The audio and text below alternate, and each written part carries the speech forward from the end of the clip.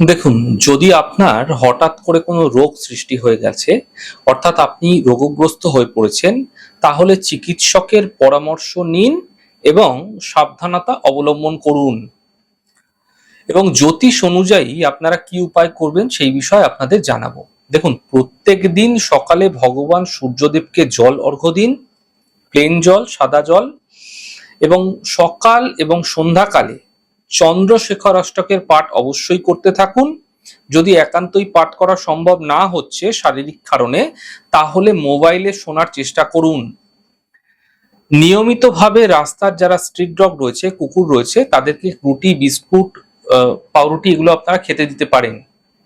এবং যখন আপনি ঔষধ সেবন করছেন, তখন ভগবান শিবের স্মরণ করে ঔষধ সেবন করুন।